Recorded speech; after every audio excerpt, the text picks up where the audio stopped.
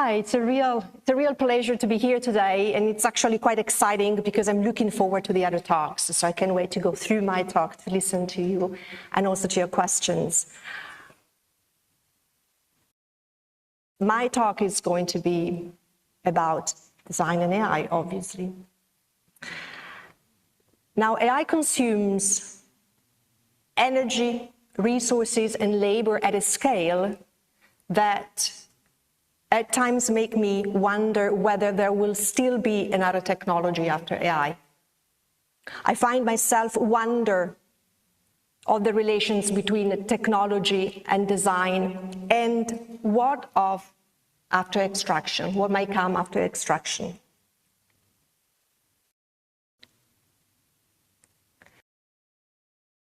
We live in times, it was mentioned before, where everyday people do still feel quite excited or quite scared about technology and AI in particular. There is a sense somehow that is unstoppable and inevitable. But is it? Biologist Umberto Maturana in 1997 publishes an essay for V2's Technomorphica. And reflecting on the impact of digital technology at the turn of the century, Maturana invites to, and I quote, live in conversations, because we are influenced by the language and the narratives that we ourselves shape. And the question, according to Maturana, is about our desires and about whether we want or not to be responsible of our desires. In other words, because we live in conversations, we are capable of choice. Now, back then, the discussion was about the impact of digital technology on our brain, on our biology, the extent at which what was called then the digital condition shapes the way we, to quote Maturana with his own scientific language, we couple with the world, questioning our very notion of reality, shaping our very notion of reality. Now, if we think of technology in this way, and we look at it from this perspective in relation to the current ecological crisis, there are different ways in which we can make worlds with technology. We can go about doing business as usual, very focused on profit. We can try to be sustainable and minimize the damage that we create. We can attempt to be restorative and go for some sort of positive impact in a very contextual, issue-based way. Or we can try to be regenerative and seek a more system-wide positive transformation. But to get there, we must bring technology beyond the modern, to borrow the expression from my dear friend and philosopher Virginia Tassinari. And to do that, my humble position is that we need to look at technology not just as a tool, but in terms of what we learn to do in relation to the world around us. And for Ursula Le Guin, the sci-fi writer to which this quote is often attributed, a pottery shard or a way of growing food is as much a technology as a spaceship. And when it comes to AI, which is an epistemic technology, in art and education, what we can learn to do to move technology beyond the modern is fundamentally about languaging, as Maturana was saying, which is to me more than just stories. It's a process of co-articulating realities through the way in which we interface and speak. So what we learn to do is about how can we language, what can we do when we change the way we look at the world and at ourselves. So what if we adopt an ecosystemic view that does not privilege humans over other forms of life, but values the interdependence of all living systems? What if we begin to think of AI not just as a tool, but as an agent instead, with which to enter in conversation? What happens?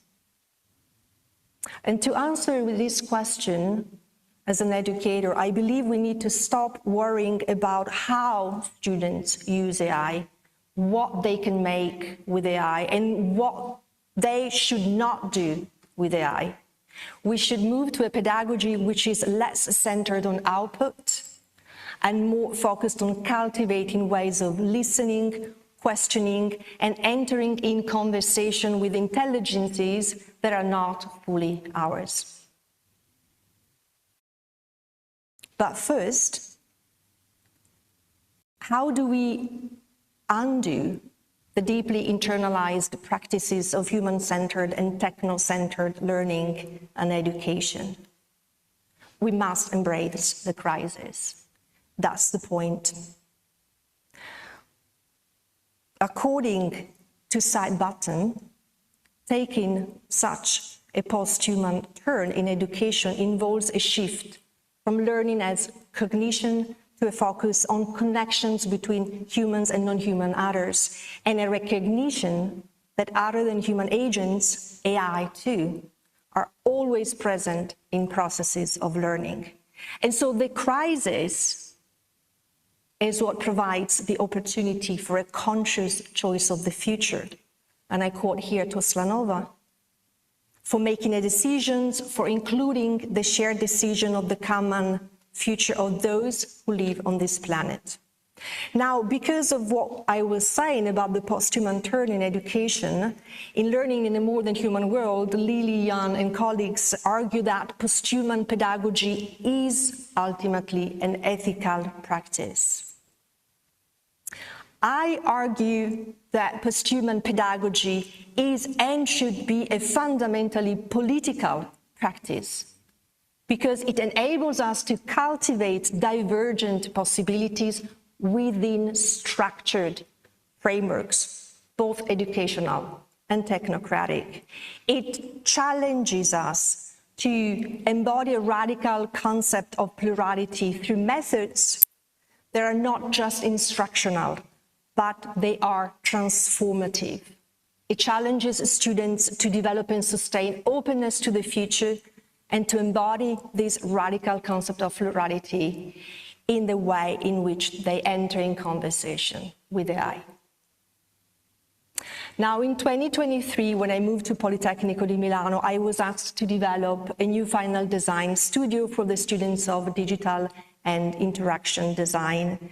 It's a studio that combines AI and more than human design, and that was crafted with the help also with friends that are sitting here today. 55 students, 11 teams were asked to adopt a more than human design orientation without having ever engaged in any kind of theoretical reading or any kind of practice within this space. We asked them to acknowledge, to start working and engaging with the methods I will present in a moment, by acknowledging this fundamental interdependence of humans and non-humans, animals, plants, microbes, AI systems, river, whatever, you name it. And in doing so, to expand the focus of design to include the perspectives and agency also of biological, geological, and artificial non-humans. We were basically asking them to decouple design from purely human needs and desires, and to recognize that non-humans are not just contexts, but participants in this new acts of designing, of making worlds. And within this framework, at some point in the studio, students are invited to mobilize AI as an active agent, to decenter the human perspective, to trouble centers, and to co-speculate with and through AI from that decentered perspective. So we teach students how to engage with AI as an active participant, not just in processes of inquiry, imagination, and design, but also in processes of conversation and co-articulation of reality, teaching them how to cultivate these divergent possibilities, or as philosopher Andrea Colamedici phrases it, to think against thought. However, to retain and ground and practice intentionality, because as any technology, AI has an orientation in this learning and designing process, in this conversation, we adopt the notion of the more than human body as a strong concept. And it's not just a metaphor that we're using here to help explain or reframe something unfamiliar or abstract, like interdependence, linking it to something that is familiar, our own felt and lived body, but expanded. It is actually a way of informing a different worldview, to give form to a specific ontology and epistemology, to push back against the pull of solutionism scripted in the machine. So working with this strong concept, with this relational design concept, engaging with the methods we offered and proposed to the students took many forms.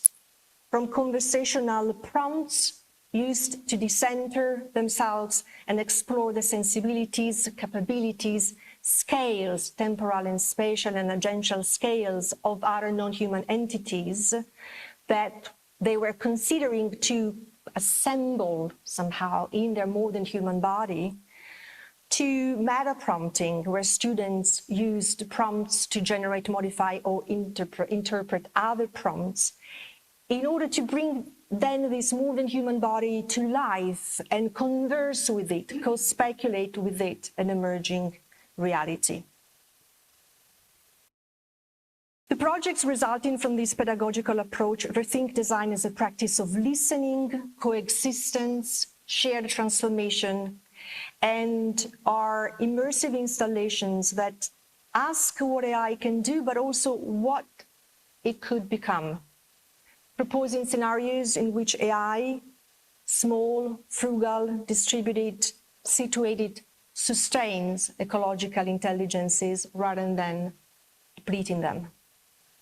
I want to show you two short excerpts, video excerpts, that illustrate